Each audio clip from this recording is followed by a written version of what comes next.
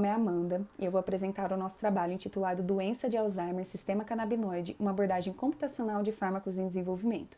Esse vídeo curto vai ser composto por introdução, objetivo, metodologia, resultados, discussão e conclusão.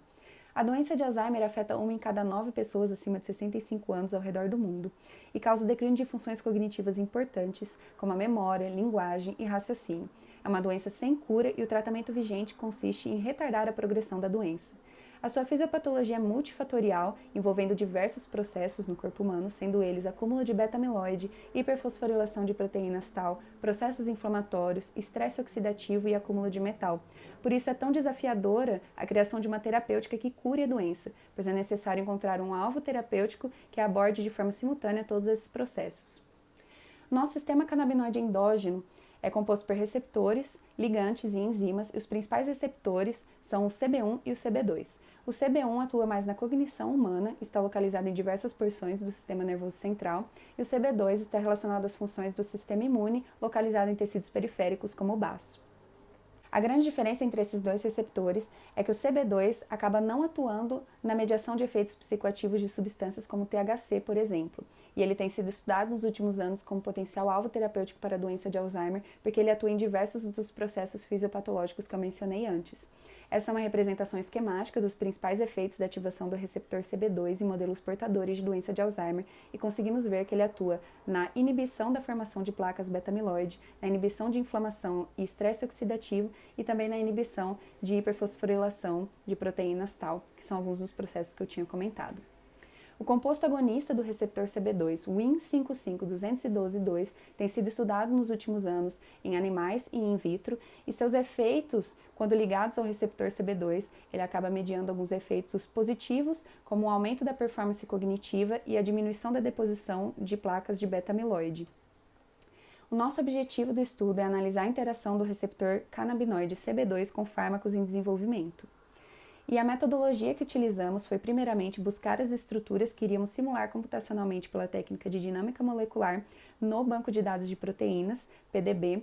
Procuramos a estrutura do receptor CB2, a estrutura do agonista Win55212-2 e também do antagonista AM10257, a fim de estudarmos não só o agonismo, mas também o antagonismo do receptor e verificarmos se seria possível simular essa interação.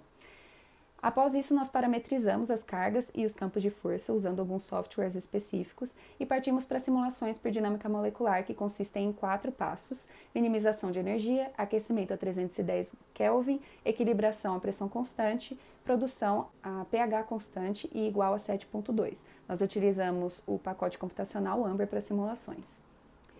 Nós encontramos o agonista Win55212-2 em sua estrutura 2D, 3D e ligado ao receptor CB2 pelos códigos 6PT0 e UI5 no PDB. Também encontramos o antagonista AM10257 em sua estrutura 2D, 3D e ligado ao receptor pelos códigos 9JU e 5ZTY. Então, partimos para a parametrização de cargas e campos de força utilizando o software Swiss Model, Chimera, H++ e Chemicalize, e tivemos a predição de um pKa do sistema de 6.93 e definimos a constante dielétrica do meio interno de 10 e o campo dielétrico externo de 80. Como resultados, nós tivemos então 2 simulações, a primeira em uma trajetória de 40 nanosegundos do receptor CB2 ligado ao antagonista AM10257. E aqui nós conseguimos ver uma figura dessa trajetória com o receptor em rosa e a estrutura AM10257 no interior do sítio de ligação. Além disso, nós conseguimos ver a trajetória da ligação do receptor CB2 com o agonista Win55212-2 da mesma forma aqui com uma figura dessa interação. Nós também conseguimos identificar os resíduos do receptor CB2 responsáveis pela interação direta com o ligante agonista Win55212-2, que são identificados nessa imagem. Concluímos então que foi possível realizar as simulações dos complexos com a técnica escolhida de dinâmica molecular e obter resultados em concordância com a literatura atual, contribuindo para a compreensão do comportamento do receptor canabinoide CB2 e corroborando para o fornecimento de evidências da possibilidade de uso da técnica de dinâmica molecular para o desenvolvimento de novos fármacos para a doença de Alzheimer. Muito obrigada!